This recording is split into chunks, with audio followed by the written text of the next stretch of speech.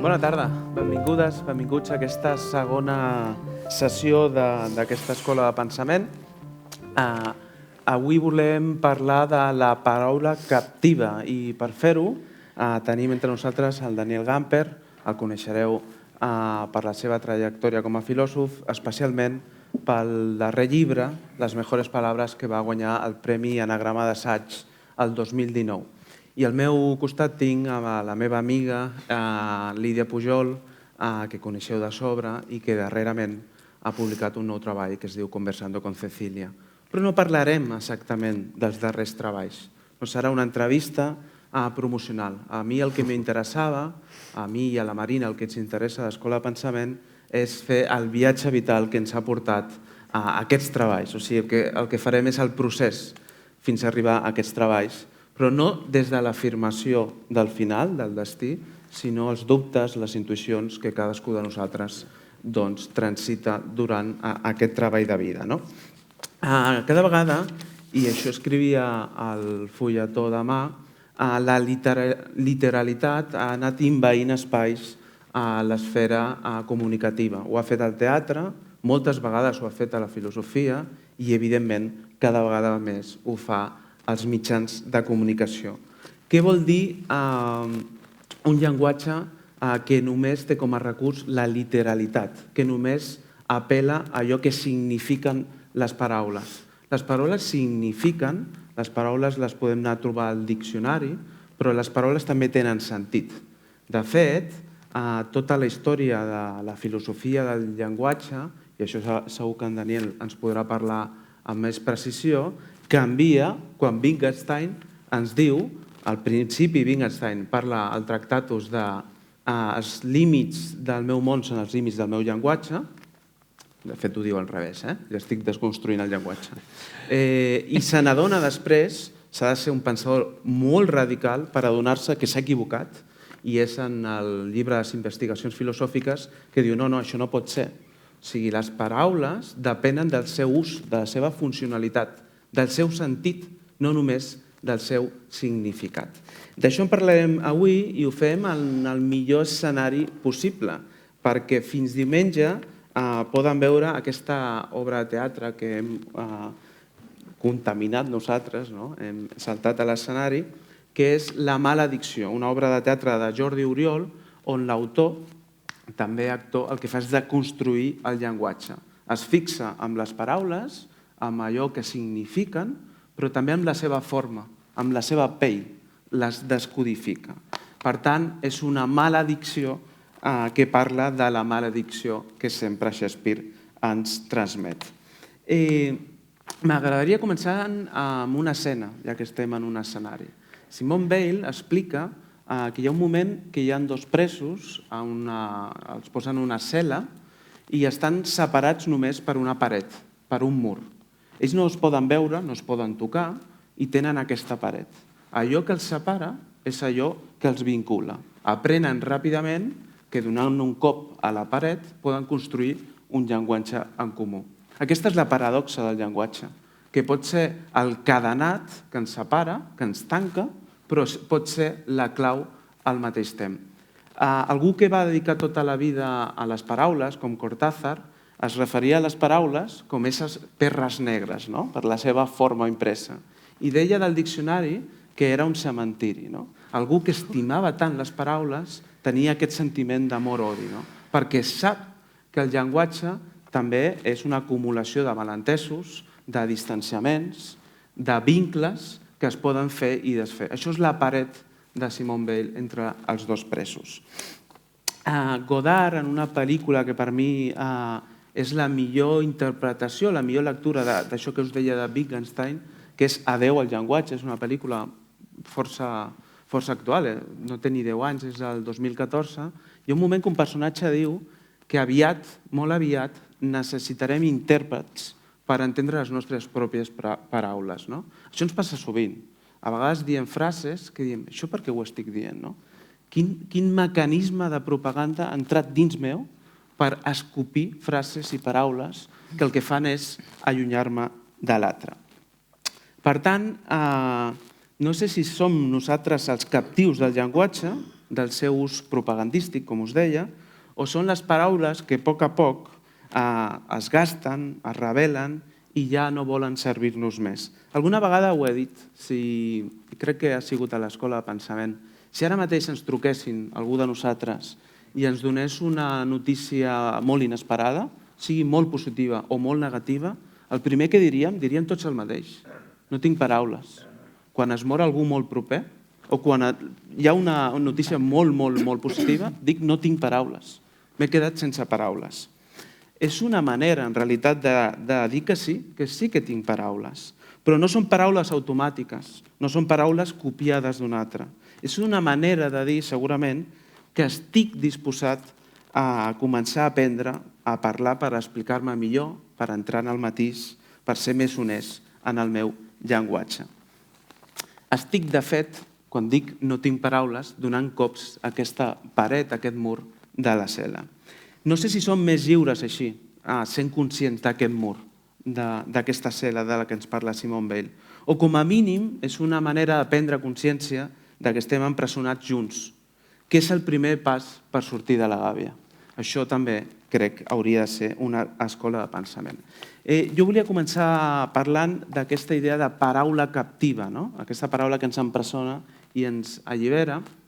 I parlàvem amb el Daniel que ell, quan estava acabant el doctorat, es va aficionar molt, sempre havia llegit literatura, però va s'aficionar molt a llegir teatre i un autor molt característic, amb un llenguatge molt desengrasat. Això diria el Juan Mayorga, un llenguatge que escapa de l'acadèmia, on tu estàs, evidentment, en una gran immersió com és fer un doctorat. Com era aquest doble joc del llenguatge, aquesta paradoxa del llenguatge acadèmic, que és el que t'havies de dedicar en aquell moment d'una forma molt obsessiva, fins i tot, que això és fer un doctorat, suposo, i a la vegada la necessitat d'un llenguatge que no fos literal, que obrís escletxes.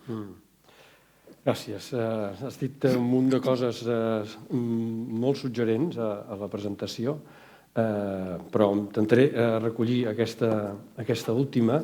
Jo, de fet, la tesi, que és una tesi, diríem, fracassada, com jo crec que pot passar, perquè li poses el punt final i t'adones que potser hauries hagut de portar-la en una altra direcció, i bé, com a mínim la tesi ha de ser una font d'aprenentatge, de vegades, doncs aprens dels teus errors. Al final acabava amb una cita de Nietzsche, perquè anava sobre Nietzsche i Heidegger, però això és indiferent, que diu: només deixarem de creure en Déu quan abandonem la gramàtica, que com la gramàtica, subjecte, verb, predicat, hi ha d'haver algú que sigui la causa de les accions, llavors com et vas remuntant a les causes i finalment hi hauria Déu.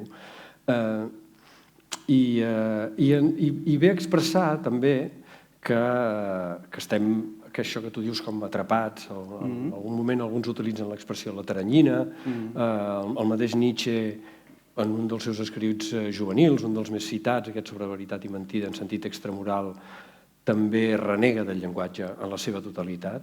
El llenguatge no ens porta cap a la realitat, sinó que el llenguatge falseja una realitat perquè la fixa i ella és fluida. I, clar, això està al mateix temps dit per algú que és un renovador de la llengua alemanya, que és un... Ell s'anomena a si mateix esperit lliure.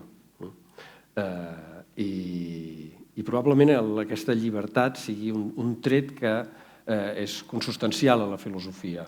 I aquí hi ha una tensió, perquè d'una banda la filosofia és una tradició determinada, és una manera de parlar determinada, és un diàleg que s'estén durant més de 2.500 anys i al mateix temps ha de ser innovador i no ha d'estar enganxat. O sigui, el qui pensa ha de poder pensar sense baranes, sense limitacions. Aleshores has de viure perpètuament en aquesta tensió. D'una banda, llegint els grans autors i, en certa manera, potser, jo no diria venerant-los, però sí que gaudint de l'espectacle, de la intel·ligència, d'algú com Aristòtil, no? Aristòtil és bàsicament l'inventor de la intel·ligència, no? Ser intel·ligent és això, i al mateix temps has de trobar una veu pròpia allà dintre. I aquesta jo crec que és una tasca que és un repte que és un repte autèntic, és a dir, un repte que no es pot realitzar, sinó que vius sempre en aquesta tensió. I el fet que algú tan gran com Nietzsche, tan gran des del punt de vista del que fa amb l'expressivitat del llenguatge, subratlli la impossibilitat en algun moment de superar-lo, doncs em sembla que demostra aquesta tensió en la qual jo com a mínim em sento travessat per ella, pel fet de veure que de vegades no sé trobar el límit entre l'autoritat de l'autor i la meva pròpia veu. Però aquest oxigen que trobes, abans l'havies trobat molt a la literatura, des de ben petit, des d'adolescent. M'explicaves que a casa hi havia llibres i per tant eren grans lectors, però quan estàs fent la tesi, insisteixo en això, vas al teatre escrit com a lector, però vas a Bernhard. Què trobes a Bernhard que et treia d'aquest marc mental que era l'acadèmic? Bueno, la veu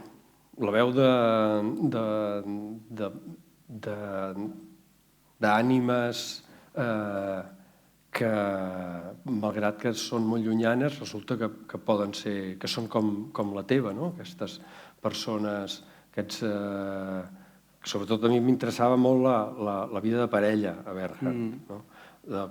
Parelles en les quals un dels membres està malalt i l'altre el cuida, i on per tant es creen unes tensions allà entre l'un i l'altre.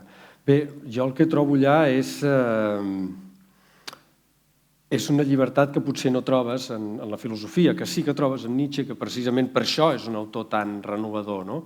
Perquè abandona els conceptes, els qüestiona, crea, com tots els grans filòsofs, el que escriu podríem dir, són diccionaris, diccionaris d'una nova llengua. I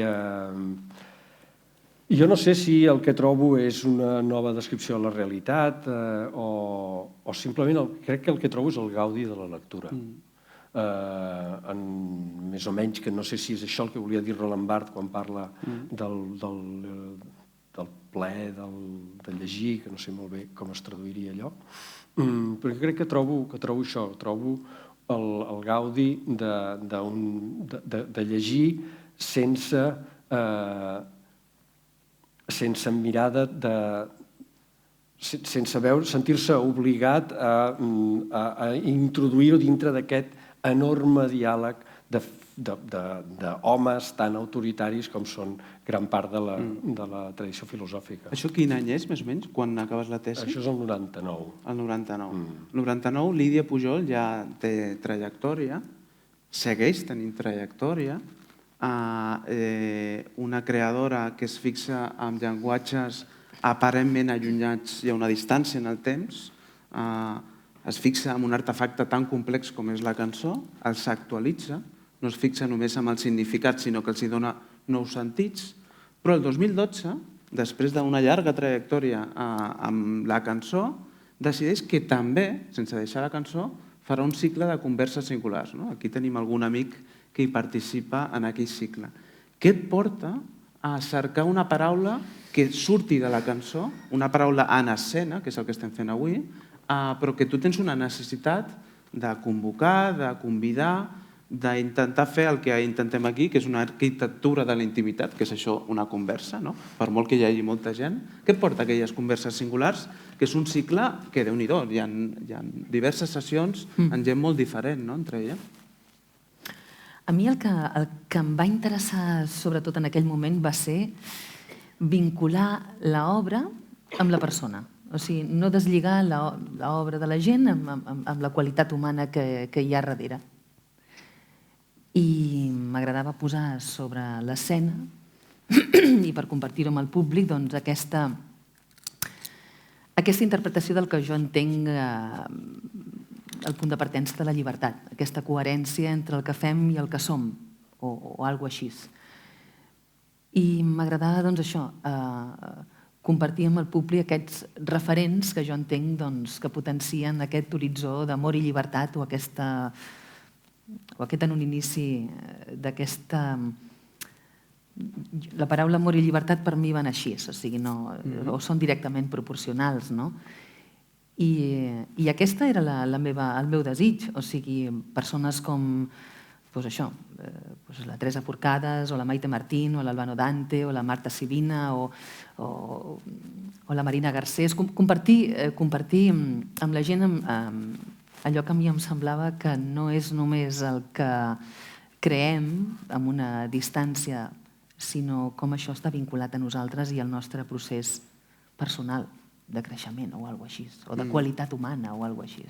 I pensava sobre això perquè després arribarem, encara és aviat per fer-ho, però a l'últim treball no el titules Cantando a Cecilia o Cantando con Cecilia, el titules Conversando con Cecilia, i jo hi veia una relació directa amb aquest, no trencament, però aquest moment d'impàs, de que hi ha un moment que dius vaig a portar la conversa a l'escenari, que és a Converses Singulars, i d'això ja fa una dècada. A vegades necessitem mirar amb la distància, com hi ha moments que necessites aturar-te amb això. En Daniel ha parlat una mica d'això, al final la filosofia també és una conversa amb els autors que un llegeix, que un interpreta, que un analitza, però tu també ho has fet des de la traducció. Us volia preguntar, en el teu cas des de la traducció i a més fent entrevistes a autors contemporanis. En un moment que tots estem immersos enmig del soroll i que els mitjans de comunicació són prou responsables d'això, com interactua un pensador amb l'actualitat? Com aquella conversa que un pot tenir en Nietzsche, de cop la tens amb un pensador contemporani, i com això ho portes fins i tot als mitjans de comunicació. Què és el que t'ha portat a aquesta conversa pública que és més similar a la lectura de filosofia del que sembla? El que passa és una lectura des del present. Sí. A veure, el privilegi d'entrevistar, en el meu cas gairebé eren sempre filòsofs vius o sociòlegs, com en Bauman. El privilegi és que per preparar-les t'havies de llegir 3 o 4 llibres i poder discutir amb ells els dubtes que et generaven o una cosa o simplement demanar-los que t'expliquin en poques paraules alguna cosa que potser ha necessitat 500 pàgines i que de vegades, com li passa, per exemple, a Habermas, que té una manera d'escriure que de vegades la tesi o el significat del que està dient queda amagat entre una conceptualitat molt tècnica. Aleshores era la possibilitat, hi havia un gaudi o un benefici, diguem-ne, exclusivament personal, que era el fet de poder parlar amb algú a qui admires i mirar d'aprendre d'aquesta persona, d'alguna mena de mestre, diguem així. I després hi ha intentar dignificar una conversa pública. Ara bé, jo penso que aleshores, a mi en concret, en un mitjà que tu també has col·laborat, el Cultures de l'Avantguàrdia, aleshores em donaven 3 pàgines grans i eren unes converses fantàstiques que encara són interessants de tornar a llegir. Aquest és un format que ara mateix, com a mínim en la premsa, no existeix, perquè els tempos, els ritmes s'han accelerat moltíssim. Aleshores, clar, si ara dona'm un eslògan, clar, jo amb això dels eslògans, al final hauries de poder acabar reduint-ho a una piulada d'aquestes del Twitter o alguna cosa així.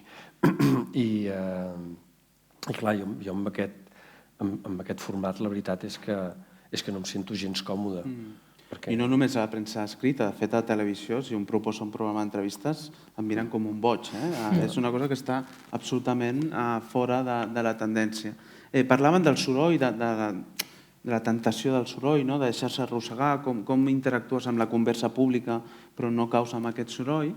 El Calonge, el dramaturg de la Zaranda, que va passar per l'escola, té una frase que a mi em ve sovint al cap, que és ho diu en castellà, evidentment, diu el silencio es todo menos mudez. I volia parlar del soroll, no? Del soroll que impregna els mitjans de comunicació, que tu d'alguna manera has batallat perquè has fet un altre tipus de conversa pública amb el silenci buscat. No?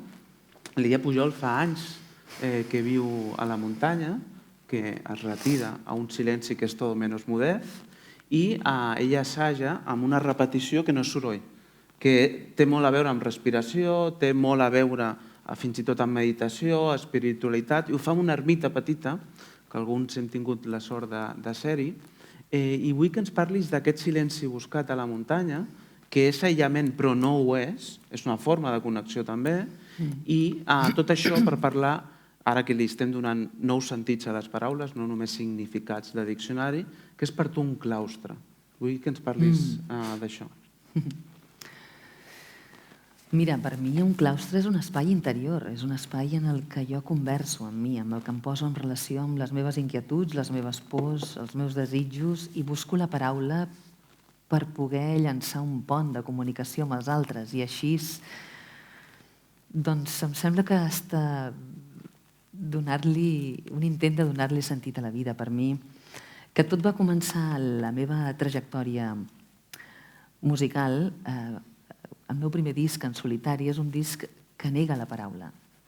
És un disc que està cantat en molts idiomes i amb el qual, doncs, precisament perquè no hi confio en la paraula, no em sembla en aquella època un vehicle de comunicació autèntic, cerco intentar expressar emocions i inquietuds a través del viatge de la veu per idiomes que no entenc, però que sé reproduir molt bé perquè sóc un lloro, tinc molt d'orella i tot ho faig d'oïda. Llavors, si vull cantar en gaèlic, me'n vaig a un centre gaèlic i em tanco allà i surto formadeta, o en llatí, o en àrab, o en euskera, o en el que sigui. I cola. Però en realitat el que més m'interessa és perquè he tingut l'experiència, per exemple, de... Això em va passar amb una de les cançons més interessants o més meravelloses que vaig conèixer en una banda sonora que és la de Barry Lyndon, que és un tema que es diu Dona d'Irlanda. És una melodia preciosa, evocadora, immensa, i de sobte quan vaig descobrir el significat no tenia res a veure. O sigui, no només no era res ample ni espaiosa, sinó que a més parlava, pues, cuando yo llego a casa, esa mujer de Irlanda me espera aunque lleve unas pintas de más y ella siempre está allí. Vull dir, coses que veritablement són de lo més abortiu que et pots imaginar. I vaig pensar, vull construir comunicació sense haver de passar per les paraules. I aquest és el meu primer repte quan començo a fer un disc en solitari. Vull expressar allò que per mi és important, que és infinit o que són aquelles paraules que em conviden o que m'orienten, que seria l'amor, la llibertat, la solidaritat, la dignitat, que és això de ser un mateix, l'aventura de ser persona. I això, per mi, les paraules sempre se'm quedaven insuficients i sempre se'm quedaven d'una manera que... tot el que explicaves abans, que són eines potser de mentida o de traïció o de buidor.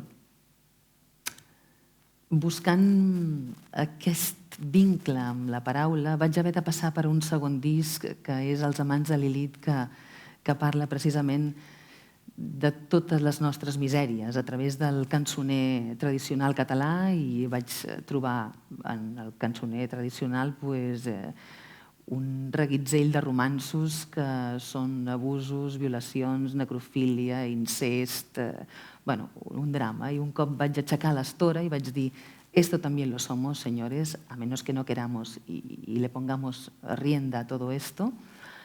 Un cop vaig quedar-me descansada, llavors va passar una cosa molt interessant, que és que vaig pensar quines eren les cançons que es cantaven en totes les cultures, en tot el món. I vaig pensar quin era el denominador comú musicalment, perquè em van fer un encàrrec, doncs això, per cantar en mucho idioma, no? I vaig dir, bueno, jo no vull fer un festival de la OTI, sinó que quiero hacer algo que tenga algún denominador común, no? I patint i angoixada, vaig despertar un matí i vaig dir, ja lo tengo. I són les cançons de bressol. Són les cançons de bressol i precisament són les cançons prellenguatge. Les cançons en les que pots acollir a l'altre, en les que tens té als teus braços un ésser que està en absoluta confiança perquè encara desconeix la desconfiança i el que tu li estàs dient és arrorró o ea. No? Llavors vaig poder fer aquest espectacle amb tota aquesta diversitat i el vaig intercalar amb unes altres cançons que per mi també em semblaven que eren denominador de la humanitat, que eren les que parlaven d'aquest desig de ser persona o d'aquest desig de qualitat humana o d'aquest desig d'infinit. I em basava en aquella frase de Sant Agustí que deia «seràs creat sense tu, però no seràs salvat sense tu». Vull dir que hi ha un moment de cesura en el qual no només ets el que esperen que siguis, no? I tots aquells personatges que tu intentes aviam si t'acomodes, sinó que hi ha un moment en el que allò que deies de la tensió entre els mestres i la veu pròpia, no? Què és això de la veu pròpia, no? De prendre seriosament a un mateix, no? Llavors és quan arriba el moment del claustre, no? Arriba el moment llavors en el que dius bé, amb tots els mestres, amb tots els referents, amb tots els llibres, amb totes les converses que he tingut amb persones que he admirat perquè el que fan i el que diuen tenen un vincle i una tensió constant, me'n vaig anar a viure a la muntanya amb una frase també d'aquestes que t'orienten, que són aquelles de jo soc petita, amb vocació de petita, o sigui, no volia estar en relació amb tota aquesta pressió i amb tota aquesta pressa i amb tota aquesta cosa que per mi no és humana, no? I que ens està abocant el sistema i tota aquesta bola que... I vaig decidir això, anar a viure a la muntanya i intentar viure amb pocs diners, amb una economia molt de subsistència i amb un espai en el que podia anar a tenir una relació. Això potser em costa una mica d'explicar, però aquesta veu interior o aquest intent de dir qui ets tu, estant en una església, és una petita ermita que hi ha allà, però és tubular i té un so molt especial. És a dir, que dius una coseta i és molt agraït, perquè et retorna una veu amplificada i embellida, i si ja tens una mica de bona veueta, doncs allò és... Doncs aprendre a posar-me en relació amb les característiques físiques de l'espai, perquè et demana que tu cantis a un tempo en concret. No pots dir moltes paraules perquè si no la reverberància fa que es generi una bola de so. Tens que posar-te en relació amb l'espai i el tempo de que la repetició de la teva veu en l'espai no generi brutícia, sinó bellesa. I aquest treball a mi m'ha ajudat molt a saber que això és el que busco i que ho tenim les persones i que cal convidar-nos tant com puguem a lo millor de nosaltres mateixos, a través de les millors paraules, si pot ser, no? Perquè realment també he descobert, doncs, a l'època, sobretot a la infantesa, quan veus que el que té una autoritat et diu unes coses que no fa, i això de manera greu, tu renegues de les paraules. I llavors les formes que utilitzes per dir-les són tot això que estem vivint ara a les xarxes. És d'un retrocés increïble, és molt violent i és molt... Bé, doncs, d'aleshores, de funcionar d'aquesta manera molt instintiva i molt reaccionària, fer tot aquest procés amb cada un dels meus discs, que és un conèixer a poc i... Molt bé, he parlat de la paraula... No sé si se m'assent ara? No, ara no. Sempre hi ha un pla, a l'escola pensada. El problema és que no soc tecnològic i no sé encendre. Però la Lídia sí que està bé. Ara em sentiu? No. Sí? Ha patat això, no sé per què. Diu que el demà està obert. El de què? Està obert, aquest? Està obert. D'acord, està obert. Ja està. Vale, que tenia fama de Bustamante, ara... És que l'altre dia m'ho van dir. Va molt bé això per passar al principi de setmana. Això són paraules que fareixen també. Hem parlat d'ella de la paraula captiva, hem parlat de la tensió entre soroll, repetició, silenci.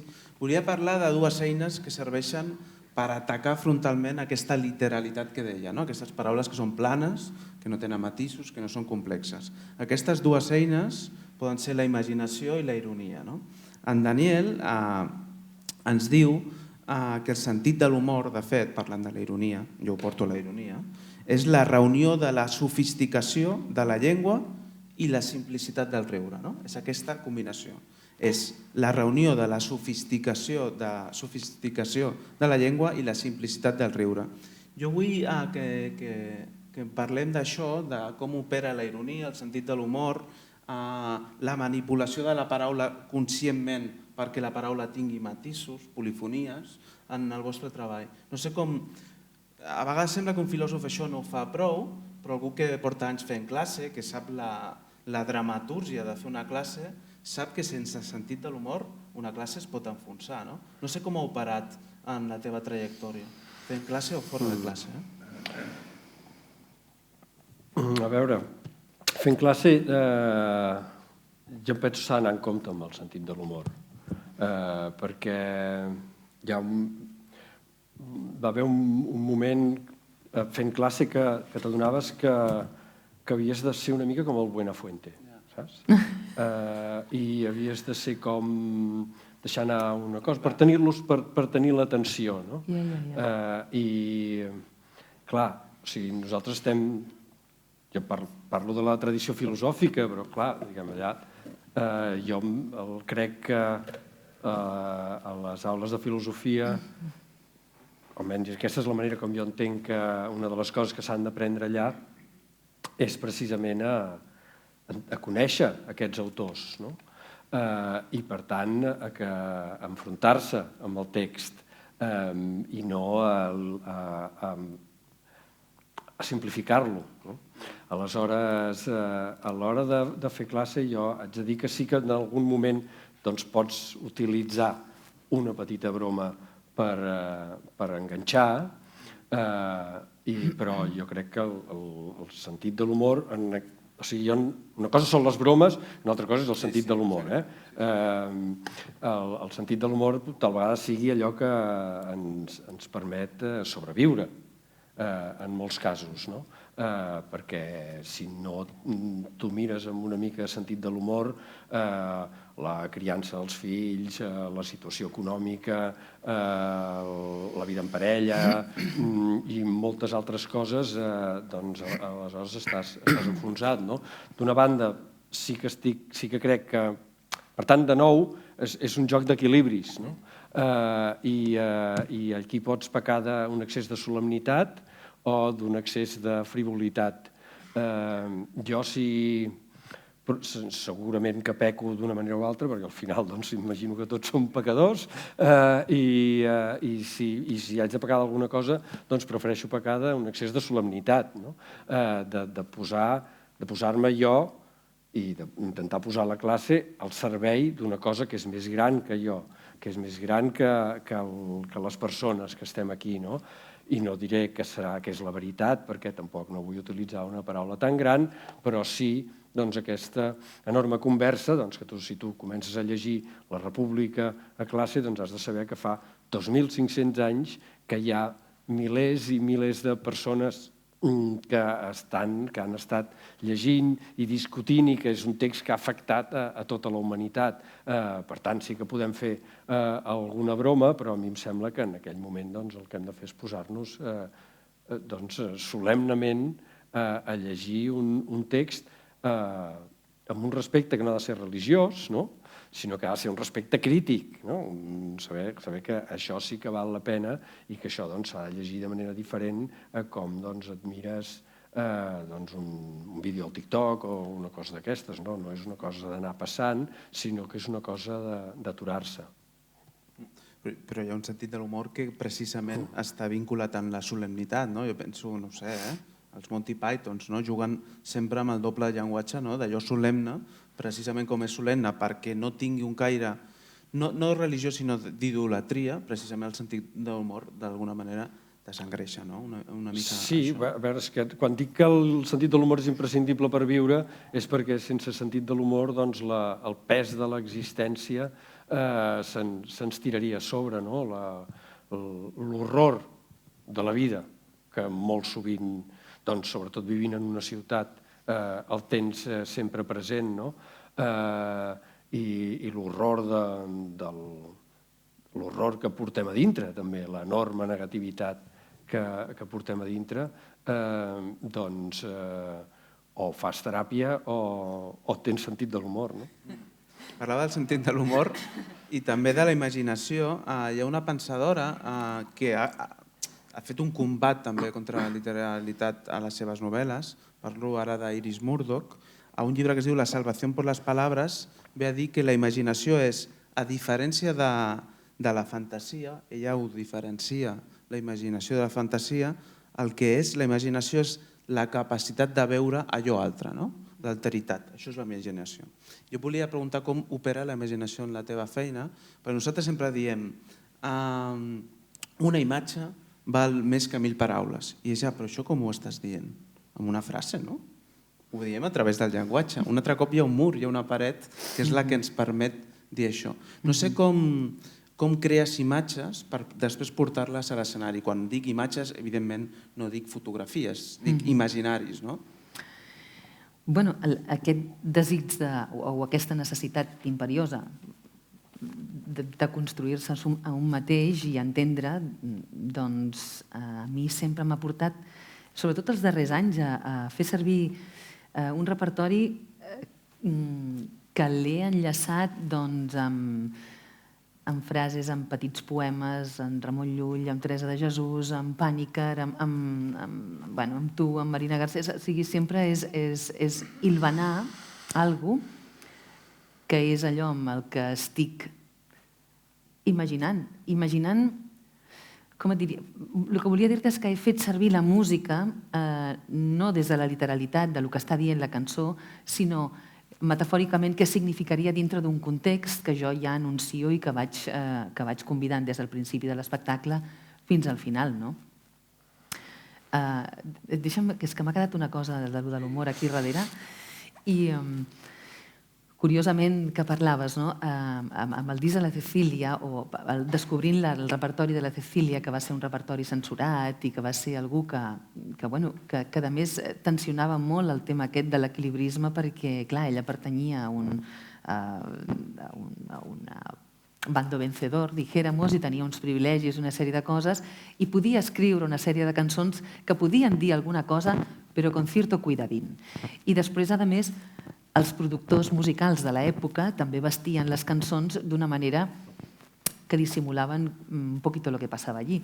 I me recordo com ella presentava, per exemple, la canció de Mi querida España, que va ser censurada perquè les primeres frases no eren mía nuestra, sinó Mi querida España, esta España viva, esta España muerta, y etcétera. Y ella deia, y ahora voy a hacer para ustedes un bolero tropical. Un bolero tropical. I és perquè l'arranjament tenia aquest punt de mi querida, pum, xiquim, xim, pum, xim, pum, xim, pum. O sigui, i era dir, ¿qué tiene que ver esto con la letra? ¿Qué tiene que ver esto con nada? Però el mateix, no? O frases com, si pudiera, d'una altra de les seves cançons que deia, si pudiera haber soluciones, respirar sin pulmones, crecer sin jugar, no estaría mal vivir en mi ciudad, no? O sigui, sempre aquesta ironia, no? I ja no me'n recordo el que m'havies dit. Parlaven de la imaginació no com una capacitat d'anar a la fantasia, sinó de crear imatges que a tu et serveixen per expressar-te. Sí, per mi la imaginació és la possibilitat de... O sigui, és l'únic vehicle que tinc per no acabar matant-me. És intentar visionar alguna sortida. A mi, per exemple, ara, després del Covid, doncs a mi el que se m'ha secat, diguéssim, és una mica l'esponja de la imaginació. I m'ha preocupat molt, molt, perquè s'ha absolutitzat el cos en nom de la malaltia i això, i evidentment és una realitat que si no tinc cos ja em diràs tu, però el sentit de la vida, doncs, imaginar-lo, quan se'ns va posar aquest intermediari absolut per viure la vida, que és la pantalla per tot, i aquest no posar el cos, i aquesta manca de poder-te imaginar quines coses podrien passar si t'arrisques a viure, si surts aquesta manca de risc i aquest no posar el cos i aquesta por i aquest protocol i aquesta... A mi això em va espantar molt, perquè vaig entendre que és el que volia dir, que em tallessin la possibilitat de visionar, d'imaginar, d'anar més enllà del que puc controlar. De veure allò altre, diria la Murdoch. Sí. Hem passat per la paraula captiva, hem passat pel soroll i el silenci, imaginació i ironia per combatre aquesta literalitat de les paraules que venen gastades. Anem a l'última estació abans d'escoltar-vos, d'escoltar les vostres paraules. Jo volia parlar del vincle entre paraula i perplexitat. Hi ha una cita de Walter Benjamin molt coneguda sobre l'avorriment, que diu: l'avorriment és aquell ocell que cova l'ou de la nostra experiència. Volia preguntar a Daniel, perquè a vegades pensem els filòsofs com alguns que estan enganxats al text, que només poden produir text quan estan enganxats al text, i vull preguntar per aquesta perplexitat que a vegades arriba quan un està caminant, quan algú està pensant en una cosa que no té res a veure amb traduir Nietzsche, quan estàs avorrit. No sé si el llenguatge ha vingut a buscar-te i t'ha creat una perplexitat de la que has pogut estirar després un fil. Com és d'important avorrir-nos per que el llenguatge ens obri escletxes, que no sigui un llenguatge burocratitzat, captiu? T'avorreixes molt, Daniel? M'avorreixo? Sí, m'avorreixo bastant. Ara més que abans, perquè jo en algun moment vaig formar part d'una cosa, i suposo que hi tornaré, que és una mena d'engendre nou que ha creat la universitat, que són els filòsofs estressats, que és una cosa que, òbviament, és una contradicció en els termes. És a dir, algú que ha de pensar alguna cosa ja, ha d'escriure un llibre ja, i ha d'estar estressat perquè, a més, ha d'omplir un munt de papers i fer burocràcies mil. Aleshores, en aquestes condicions, quan estàs obligat a pensar alguna cosa, aleshores, jo no sé, sé que conec gent que els obligues a pensar i pensen. No sé què pensen, però alguna cosa pensaran. I, òbviament, en algun moment t'has de posar a treballar. Dius, bueno, ara vull fer això. I, òbviament, requereix una certa disciplina, requereix un cert esforç, però les idees venen quan volen i no quan tu vols, i tu penses el que pots i no el que vols. I aleshores cadascú fa l'experiència que fa. A mi m'agrada molt sentir el que diu la Lídia, que necessita el silenci, necessita aquest claustre i aquest espai amb aquest soroll. Per mi és l'exemple, són circumstàncies que a mi, per exemple, m'impedeixen absolutament de pensar. En el supòsit que jo hagi pensat mai, perquè tampoc no tinc molt clar què deu voler dir això de pensar d'aquesta manera, pensar amb P majúscula. Són idees petitetes, cosetes, que de tant en tant se t'acudeixen i que intentes vestir amb B alta i A i amb B baixa i E, tot plegat, amb paraules i amb frases que mires que més o menys sonin bé. I a mi m'agrada molt que hi hagi, o sigui, gaudeixo sentint que hi ha persones que pensen així. A mi, si alguna vegada se m'ha acudit mai alguna cosa, sempre és entre la gent, envoltat de persones, però que preferentment no m'estiguin mirant. Aquest no és una situació òptima per pensar res, perquè n'hi ha prou tenir algú davant que vulgui que diguis alguna cosa perquè en aquell moment, òbviament, se t'assequi, se t'escuri la gola, el cervell només vulgui pensar en altres coses que no són les que toquen. Però estar entremig de la gent i pensar en les teves coses. Així és com, per això a mi m'agrada la ciutat, perquè pots estar en un bar, cadascú fa la seva cosa, però necessito com... Això és com quan camines per la muntanya. Quan camines per la muntanya hi ha persones que prefereixen posar els peus a sobre les pedres, hi ha persones que prefereixen posar els peus entre les pedres, hi ha moltes maneres de caminar i són microdecisions que un va prenent mentre vas caminant. Cadascú té la seva. D'igual manera, jo quan necessito doncs dic, bueno, haig de fer alguna cosa, no? Perquè no puc estar mirant les musaranyes tot el dia, doncs em funciona molt millor a mi, en concret, doncs, ficar-me dintre el metro, per exemple, o en un autobús, i aleshores, en aquell moment, entenc jo que potser... O sigui, i aquí doncs t'has d'inventar un motiu pel qual funciona això, no? Si vols. O sigui, jo, per exemple, el motiu que m'he inventat és, doncs, d'alguna manera que al final tots, a part del que som, doncs tenim com una mena d'antenes que es connecten, no? I jo, quan hi ha altres antenes en marxa, doncs aleshores pillo sintonia, no? Enganxo una sintonia que podria ser que hi ha algú que em fa entrar en sintonia. No tothom em fa entrar en sintonia, òbviament. Hi ha persones que estaven allà al costat i dius aquí, no hi ha manera, no? Però en l'anonimat d'un metro hi haurà algú que em fa entrar en aquella mena de sintonia. O potser és que simplement necessito estar en companyia de persones, no? Però la soledat per mi és un... O sigui, puc estar sol, però no faig res. Aleshores, no puc fer res. No, abans parlàvem que això ens passa molt quan parlem en públic, un es connecta precisament quan ha acabat l'acte. Al final, què és una conversa? Són una col·lecció de disparadors que hauria de servir per un quan torni a casa, quan estigui a casa, quan vagi al metro, sintonitzi. I per això parlava d'aquest tipus d'avorriment. Anem a l'última escena de la nostra conversa perquè obrirem ja el torn de paraules, però parlem d'avorriment, allò que deia Nietzsche, que és una manera de covar l'experiència. Imagineu una cantant a la muntanya, sola, que es posa a la tele, surt el rei, fa un discurs, imaginem que és 2017, per exemple. 3 d'octubre.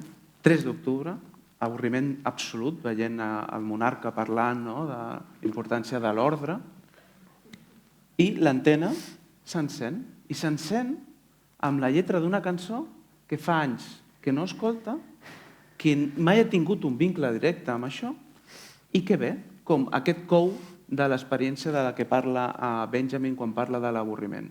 Aquesta paraula que ve, aquesta paraula inesperada, aquesta perplexitat del llenguatge, ve amb una cantant que mai li ha dit res especialment, que es diu Cecília, i que li comença a parlar de l'actualitat. És una paraula que ara la Lídia ens dirà com li ve, però l'important no és això. L'important és que l'atzar sempre actua. I quan nosaltres organitzàvem aquesta conversa, des del llibre ens van dir que el dia idoni per fer-ho era el 9 de novembre, no? I avui és 9 de novembre. I què s'ha de fer el 9 de novembre? Això sí que és una religió. S'hauria de comprar flors a la gent que estimem. I ara veurem per què. Ara us donem la paraula, però abans escoltarem per què s'ha de comprar flors el 9 de novembre. No el tinc aquí. El tens tu, Bueno, primer, això, aquesta cançó que em va venir és l'escena tal com l'expliques.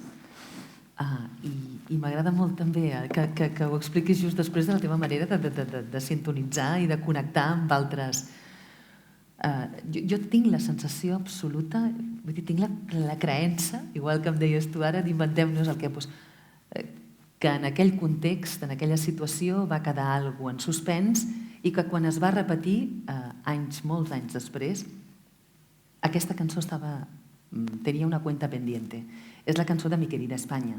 I això, em va arribar la cançó, la vaig viure com una mena de compassió general en tant que ens estaven declarant els bandos, ens estaven posant en una porteria o en una altra per jugar a un joc que algú controla, i allò per mi va ser algo no ho podia assumir i em va venir aquesta cançó que va ser per mi una porta que vaig obrir i que a més vaig descobrir que la versió original havia estat censurada i vaig descobrir una versió que a més em va portar altres cançons i finalment doncs aquest Ramito de Violetas que cantarem avui per vosaltres i en aquest dia tan especial que és 9 de novembre i que curiosament allò que dèiem avui ens anem a comprar un ramito de violetes perquè toca, no? Doncs clar, no és època ara, les flors és molt curiós perquè... Però hi ha moniatos que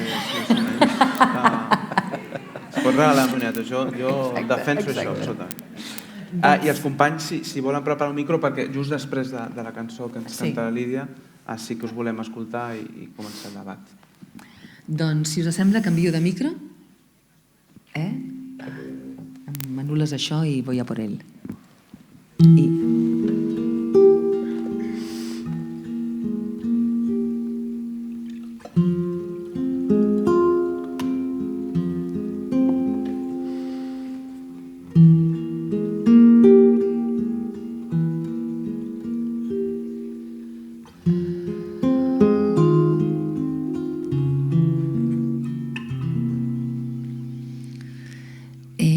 Era feliz en su matrimonio,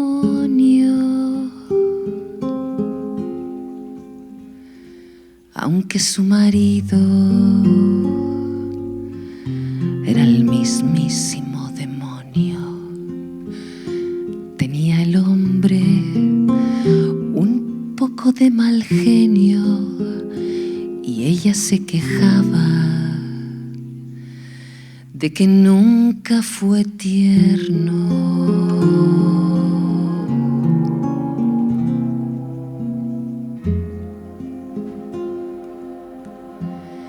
Desde hace ya más de 3 años recibe cartas de un extraño, cartas llenas de poesía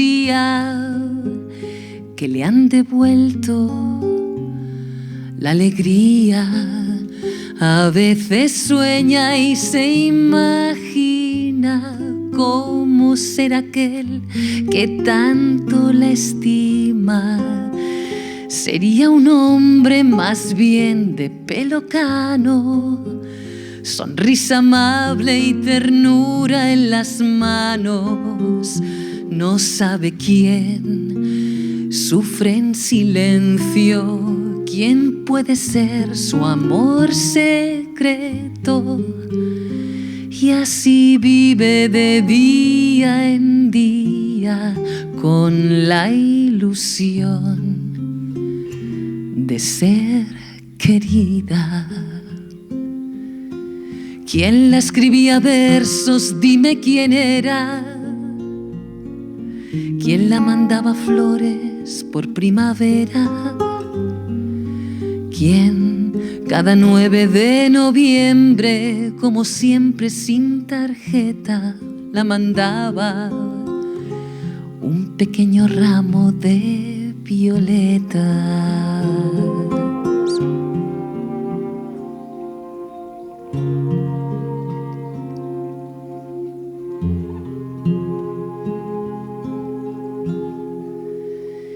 Y cada tarde al volver su esposo, cansado del trabajo, la mira de reojo.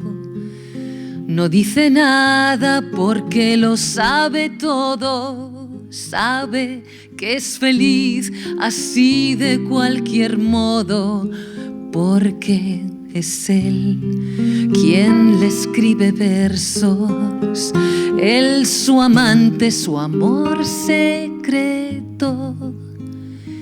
Y ella que no sabe nada, mira a su marido y luego calla. ¿Quién le escribía versos? Dime quién era.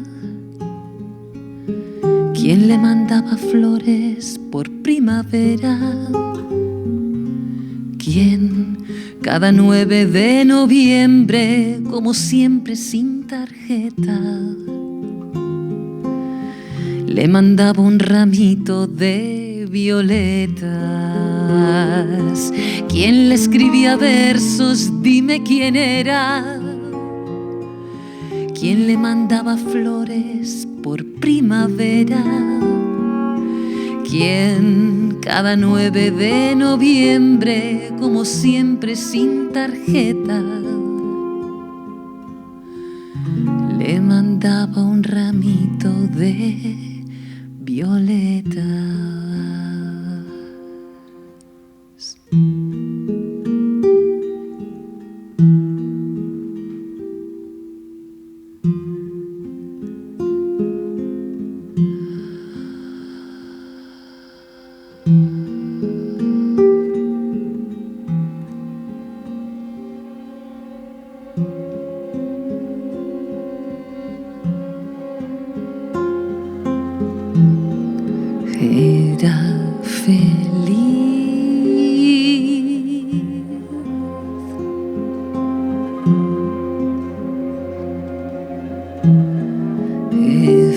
feliz en su matrimonio.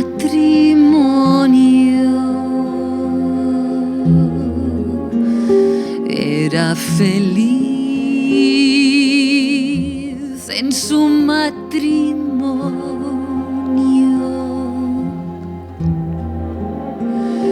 Y mira a su marido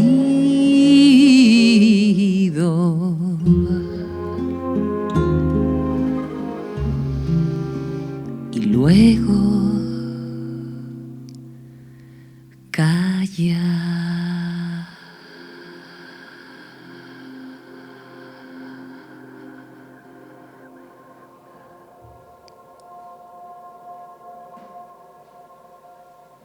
Molt bé.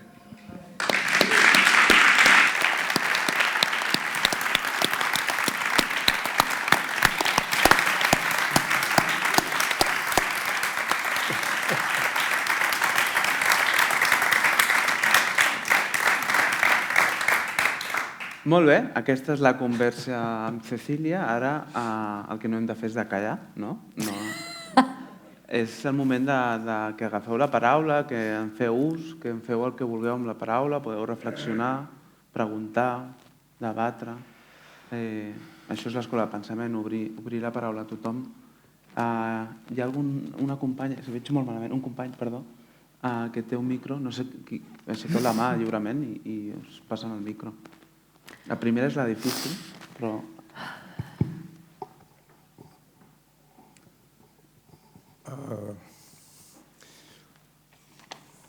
Ya fue parábola, ya fue última palabra que dijiste tú, Lidia, y fue fantástica tu parábola.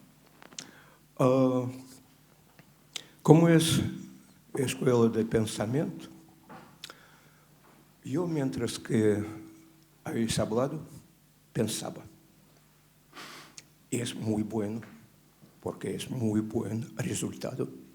Mientras que vosotros estáis hablando, nosotros pensamos. Yo tengo, como yo, digamos, sincronizado y sinfonizado con lo que dijiste tú, Daniel. Quiero hacer un regalo a ti y a los demás también. Yo pensaba en una cosa de palabras. Soy ruso, entonces hay 3 palabras que no tienen nada que ver entre sí en ruso. ¿Me oís, no? ¿Me oís? Sí. Mientras que habéis hablado, yo descubrí que humor es muy importante, de verdad, porque humor está entre amor y la mort. En ruso, amor es любовь, humor es humor y el amor es смерть. No tiene nada que ver por sentido. Pero aquí, gracias a ti, yo descubrí que de verdad humor es cosa que nosotros intentamos de defender de aquel final. Está entre amor o desamor. Ja està. Muy bien, muchas gracias. Gràcies. Humor, amor i mort. Abans de, si us sembla bé, agafem alguna paraula més perquè ho amplia la conversa. Podeu fer això, reflexionar, preguntar, debatre. Podeu fer el que creieu oportú amb la paraula, que és vostra. Algú més? N'hi ha alguna pregunta per la Lídia? Per mi aquesta és una de les cançons que podrien... Jo penso que cada vegada que algú escolta aquesta cançó es posa en relació amb una intimitat molt personal i amb una visió del que és per si mateixa la incomunicació, que per mi la incomunicació és l'infern, no? És aquesta... Per mi és un ventall d'inferns, aquesta cançó. O sigui, i a més amb una aparent normalitat. No sé, és una cançó que em fa por, molta por. No sé si teniu... Voleu estirar del fil? Voleu fer alguna pregunta? És el moment de que agafeu la paraula o no, eh? El silenci al teatre és molt interessant. Podem estar mitja hora aquí callats. No passa absolutament res. No? No teniu... No veig un aire? No teniu preguntes? Intervencions, el que vulgueu. Sí, la companya per aquí, sisplau. Més que pregunta, jo tinc també un joc de paraules, que és una mica al voltant de la maldició del llenguatge, de la paraula, de la llengua, que no ens permet dir allò important, no? Quan anem a saludar algú i donar-li el pèsam, no tenim paraula. No tenim paraula. Justament, per l'amor. I jo diria que fem servir l'humor per tractar de dir, i de fet juguem amb aquestes paraules. Per exemple, ara acaba de passar les festes de Mèxic, aquest poble utilitza molt l'amor l'humor per dir tot allò que és impossible de representar simbòlicament. Moltes gràcies. Si us sembla, agafem el fil després, perquè vull que sonin més paraules. Això. Sí, aquí, perdó. No, bueno, primer de tot que m'ha agradat moltíssim com has interpretat aquesta cançó, feia molts anys que no la sentia, i realment a mi m'interessa més això de la... No sé si és la incomunicació o el fet de com comunicar-te amb una persona que no es comunica. I llavors, que això és una cosa que he anat aprenent amb els anys per necessitat, i que aquesta cançó ho reflecteix molt, no? I tu dius que et fa por, després m'agradaria que expliquessis una mica per què aquesta por. Perquè jo penso que quan superes aquesta barrera i entens aquesta persona que és que no en sap d'una altra manera, perquè en aquest cas aquest home no en sabia i és una manera de mostrar-li que l'estima i que és important per ell. Ella no ho sap, aquest és el gran problema, no? Però ell sí que ho demostra, no? Llavors penso que això és que ell hagués en algun moment entengui o sàpiga que és ell i que no ho diguin, que també estaria bé, doncs també és un pas, no? O sigui, entendre la incomunicació, o sigui, entendre el llenguatge no verbal. I no em refereixo només a una parella, sinó a vegades a la feina o així, no? Que anar intentant entendre, no saltar a la primera, sinó anar intentant entendre aquest llenguatge no verbal de les persones que no són capaços de comunicar-se, no? No sé, però m'agradaria que diguessis això, perquè et fa por, i a part que m'ha encantat com ho has, bueno, ho he dit, però insisteixo en com ho has interpretat, trobo brutal perquè, no sé, arriba molt. Jo crec que la por és una mica el que passa una mica al final de la cançó. Hi ha una coda instrumental, que hi ha unes dissonàncies, hi ha una cosa que jo sempre dic que és com la coda de... La referència que vaig trobar, el tipus de sonoritat que volia, em va inspirar la pel·lícula de Joker. Aquesta idea d'estar-te pintant una façana constantment perquè la realitat és una altra. I la normalitat, o sigui, jo recordo un dels grans eslògans d'una presentació d'un dels llibres de la Marina que vaig agafar un adhesiu que posava «Enfermos de normalitat». Quan la normalitat és que ell no se le está permitido ese tipo de fruslerías porque son de nenaza y lo que hace es cumplir con su deber, o sea, es una cuestión de respondre a la estructura de quién es tu dueño y a quién mantienes. Eso es así y eso es escornarse 48 horas y cumplir con todo eso. En cambio, ella, además, si d'entrada, quan ha rebut el ramito, no ha dicho, cariño, mira lo que he recibido, ¿qué has sido tú? Si no hay esa frescura, si no hay esa confianza, de repente lo que hay en su silencio es una traición. Ella está teniendo un amante en silencio. Por tanto, hablar para ella pot ser una evidència d'algo punitiu. I ell ni siquiera està en relació amb això. Él está de boca para afuera, pero de boca para adentro, bueno, pues tendrá sus cosas, pero además no dice nada porque lo sabe todo. Sabe que es feliz así de cualquier modo. O sea, conscientemente él lo que tiene es una relación con esas tonterías de mujer, ¿entiendes? Vull dir que el que vull dir-te és que quan la normalitat no la podem ensumar i huele a podrido en Dinamarca, ¿sabes? Aquí tenim un problema que a mi em fa molta por. És aquesta cosa, que si poguéssim parlar més de les coses, ara mateix estem amb el blanc i negre radicalitzat, tot aquest tema de les mascaretes, de les vacunes, del Covid, de tot això, evidentment, i qualsevol cosa que matitzem, pues, o va ser una hermana del Bosé, o va ser el... Entens? O sigui, hi ha una cosa aquí que la pot parlar qui té el poder, i qui no té el poder no la pot parlar, ni la pot matitzar, ni pot res. Tot això a mi em sembla la mateixa merda, que a més viste bien y está disfrazada de salvación y de sentido de vida. I no, per mi no. Hi ha una part de la intervenció que em sembla molt interessant i que pot donar joc també al Daniel.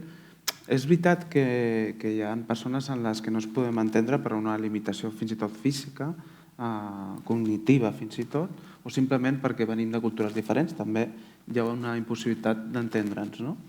Però per què sempre ens hem d'entendre en tot i per a tots, no? A mi em recorda sempre això les persones que tenen mascota, jo en tinc, no? Les persones que es miren tan constantment de front, no sé si se m'assent ara, que s'acaben assemblant a la mascota, no? I això passa també amb les parelles, no? Dius, però si són idèntiques, no? Es volen entendre tant que es fan una rèplica, no? El Xavier Robert de Ventós em parla d'això, de no entendre, de no colonitzar tots els espais de l'altre, amb una frase que es diu amo et suis, estimo que siguis. I això vol dir no que siguis constantment com un mirall, no mirant-nos constantment, sinó mirant l'ombra de l'altre. Jo estimo quan vostè parla amb ell, jo estimo quan la meva amant parla amb una altra persona, l'estimo mirant-la, no colonitzant-la. I vol dir també no volent entendre tot el que fa. I em venia al cap, i per això t'ho deia Daniel, perquè això té a veure també amb com ens enfrontem al text. A vegades, estudiants de filosofia desesperen perquè no ho entenen tot a la primera. I és, no cal entendre-ho tot. És una lluita, també. No sé com aquest no entendre també és un aprenentatge. No sé com ho has viscut. Sí, no, estic... Sobre això en concret, hi ha una experiència que és la que s'ha de fer quan s'estudia filosofia, que és, al final, hi ha una qüestió tècnica. Tu agafes Hegel, no entens una paraula, però aleshores jo sempre li dic a l'estudiant, segueix, passa res. O sigui, no t'aturis, no intentis entendre la primera pàgina, no l'entendràs. I acabaràs el llibre i no l'hauràs entès. Però ha passat alguna cosa, has fet l'experiència de no entendre, no només has fet l'experiència de no entendre, bàsicament has fet una experiència de no entendre, llavors la ciència de la lògica de Hegel no és comprensible en una primera lectura, la fenomenologia de l'esperit, el que diu Hegel, diu molts altres llibres, que no s'entenen, però és com jugar a tenis al final, no? Has de fer molts revesos fins que et surti un de bo. Doncs has de llegir molts llibres fins que comencis a entendre'n algun, i el fet de no entendre queda alguna cosa. Però a mi m'interessa el matrimoni, m'interessa com a institució i com a experiència, aquesta cosa de que dues persones entren en una casa, tanquen la porta i es queden mirant l'un a l'altre.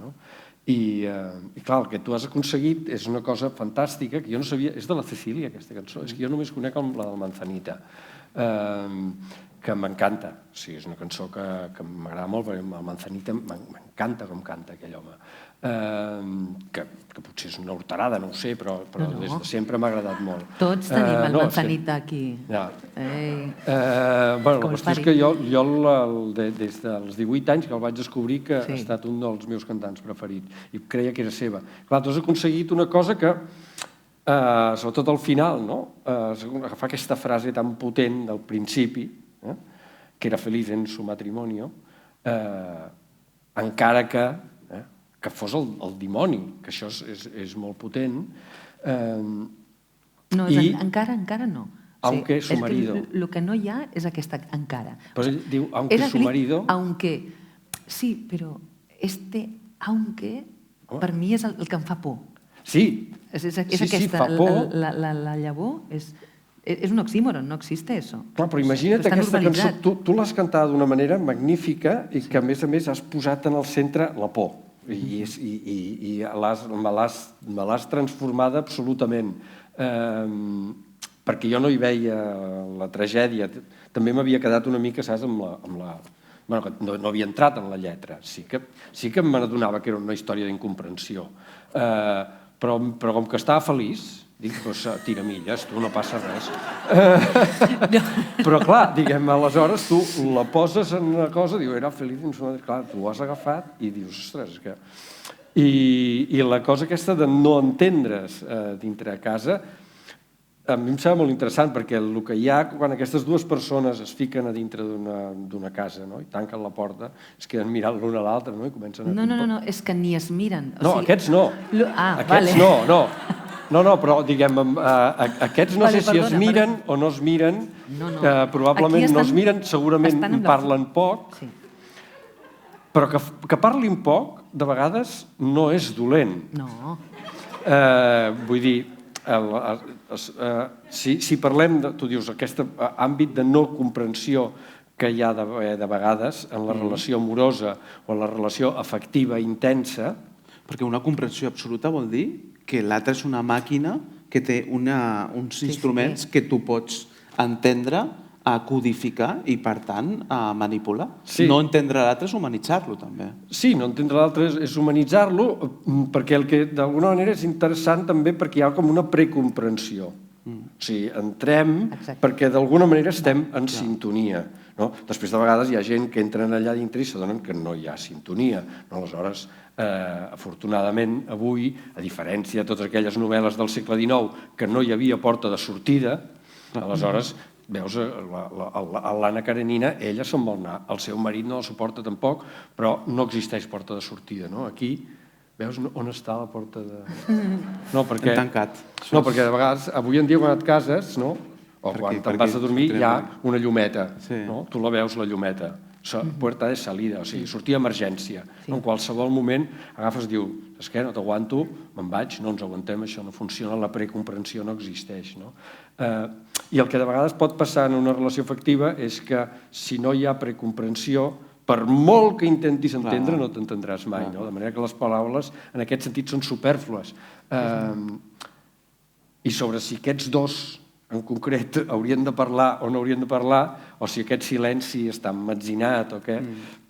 Bé, m'ha fet pensar moltíssim. És una interpretació fantàstica que has aconseguit, no sé com ho has fet, i això no es pot fer de vegades només parlant. Això s'ha de fer com fent aquestes coses que saps fer tu. La feina veritablement pel repertori de la Cecília era tornar-lo al seu origen, diguéssim, abans de que fos o censurat o revestit d'una altra manera, i era sota la premissa de quan hi ha lletra, mana la lletra, i la música i tot, i la interpretació, i els instruments, i tot es posa al servei de la lletra, al servei de poder surar amb un missatge com aquest que és tan convidador de pensar, cadascú amb la qualitat dels seus vincles, si són més o menys, responen més o menys a una amplitud interna, saps? A ser qui ets i estar en confiança amb l'altre. És precisament això que dius, aquesta confiança no hi és. És allò que et deia, cariño, ¿me has mandado estas flores? Silencio. ¿Sabes cómo va a mandar él estas flores? O sea, porque eso no existe, ¿no? Però fixa't aquesta cosa tan fantàstica, que una cosa és la lletra. Jo em llegeixo la lletra, puc més o menys quedar-me, però l'altra cosa és la paraula emesa, amb la calidesa, després amb el color de veu especialment bonic que tu tens i totes les coses que saps fer quan cantes, que de sobte, el sentit d'aquella frase, de sobte s'encarna d'una manera que per molt que... O sigui, que al final jo soc un ésser prosaic i d'alguna manera difícilment aconseguiré visibilitzar el sentit d'una cosa amb la potència de la paraula cantada, no? Que seria com... Clar, és un mitjà que jo no diria que és de comunicació, sinó que és com de... No sé, jo no en sé prou d'estètica i d'aquests termes, però hi ha com una cosa que tu aconsegueixes com que exploti el significat d'una cosa i ens el plantifiques al davant, no? Per això en teatre es diu encarnar, no? Encarnar el verb. El verbo se hizo carne, no? Això té a veure amb la teatralitat, no? També Sant Agustí deia que aquí... Tenim temps de... Ho dic perquè si no... Passem alguna paraula més i després podem... Ho dic perquè no m'agradaria que us quedeu amb la paraula o alguna reflexió. Tenim una mica de temps encara, alguns minuts. Sisplau, agafeu-vos sense por, que estem en intimitat. Serà per això. Sí, no sé si algú més, ho dic per compartir joc, no? Segur que no veig ningú. Sí, i després li donarem, Molt bé.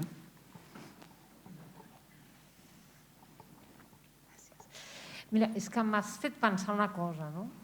Clar, tots hem sentit la cançó del Manzanita en el seu moment i segurament no hem posat l'accent que posa la Lídia o que li hem posat ara escoltant a la Lídia, perquè al final, clar, quan parlem de la paraula captiva, una mica la lletra és exactament la mateixa. O sigui, la lletra crec que no canvia gaire. I en canvi la interpretació ens fa interpretar la cançó d'una altra manera.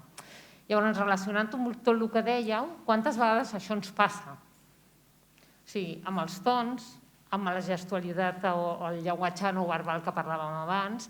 Llavors, a mi això em preocupa en excés, a vegades, perquè quan tenim tons impulsius pot semblar que estem enfadats i no ho estem, o estem dient una cosa que és com per convergir les opinions i pel to doncs no ho sembla.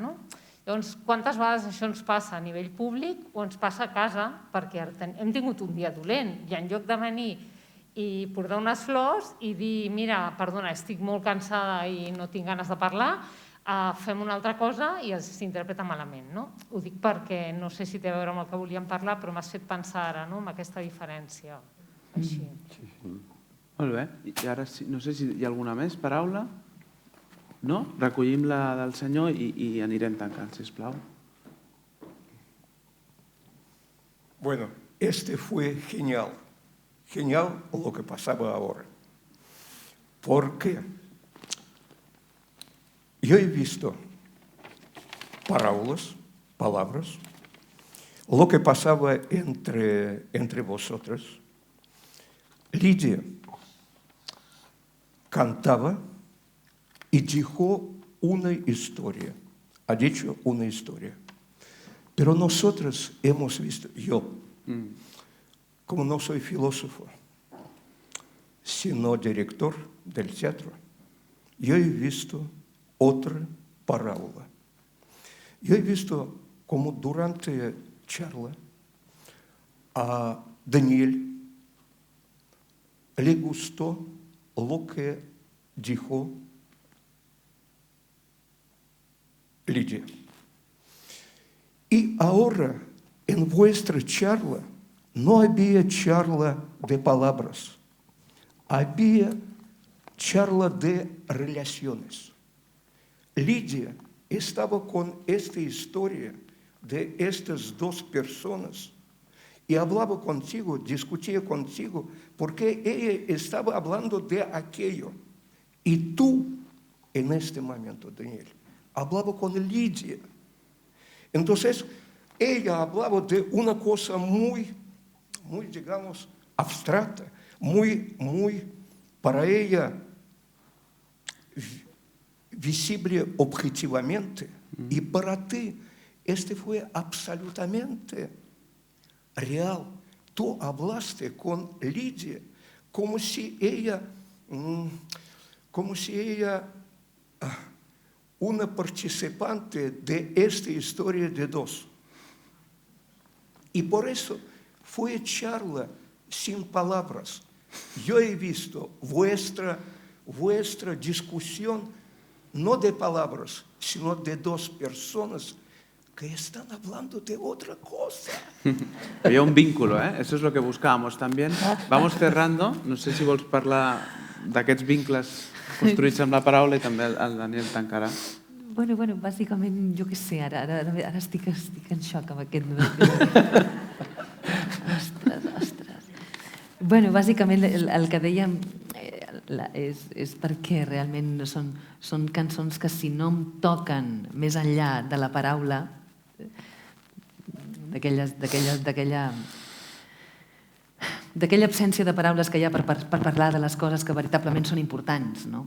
I quan hi ha una història en 3 minuts que explica tant, que és un retrat de la normalitat i que t'està convidant a quelcom més íntim que tu mateix, perquè ni siquiera has arribat a tenir aquest diàleg, i hi ha una cançó que et porta per llocs que et fan conversar amb tu mateix. Per mi, conversar con Cecilia o conversar amb l'obra o amb la poesia d'algú que t'inspira és posar-te en relació amb tu mateix i amb aquelles paraules que, doncs això, que la quotidianitat o que el barullo o que les intencions no et deixen, no et permeten intimar amb això. També, això, per mi cantar és contar. Intentar contar bien para cantar bien. Y contar bien antes está que yo tenga claro qué es lo que quiero contar y qué estoy canalizando de mí con esa intención. O sigui, hi ha un punt que sí, que potser sí que és un esclat d'algú que assoleix un pont de comunicació amb tu, perquè és que ho faig tant des de la més desesperançada esperança. Saps? Hi ha algo aquí. I bueno, luego también, que deia Sant Agustí també, que quien canta prega 2 vegades. No? Hi ha algo que unir paraula i música en comunió, no amb aquella bassurilla que et deia d'abans de la banda sonora de Barry Lyndon, que bonita. Quan coneixes la música i veus que és d'un mamut que l'ha escrit, no? Pues et sorprèn. Però en canvi, quan hi ha aquesta comunió entre paraula i música, també Shakespeare deia que la música és l'aliment de l'amor, passa alguna cosa que és més gran, que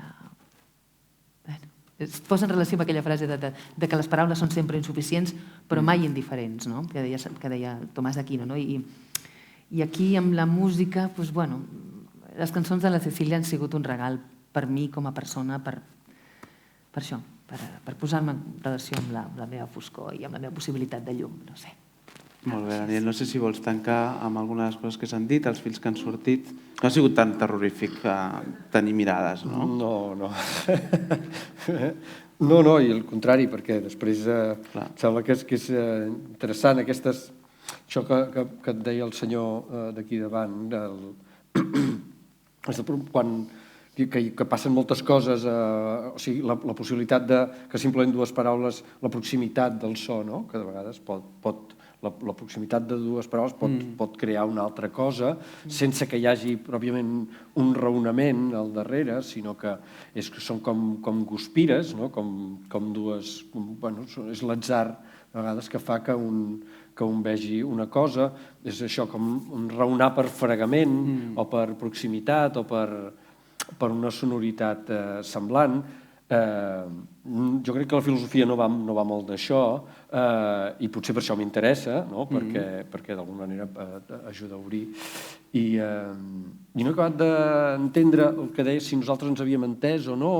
Jo crec que sí, que ens estàvem entenent, però diguem, de vegades el que està molt bé, si hi ha una manera que és la manera emfàtica de parlar, és quan de sobte l'altre diu no m'estàs entenent, o potser no estic dient exactament això, i aleshores dius, anem a veure de què estem parlant, que és una cosa que fem molt nosaltres, sobretot la gent quan comença a estudiar filosofia es converteix en una mena de pesadets i pedantots, que quan la gent parla dius, què vols dir quan dius aquesta paraula? Llavors comença una cosa que és insuportable.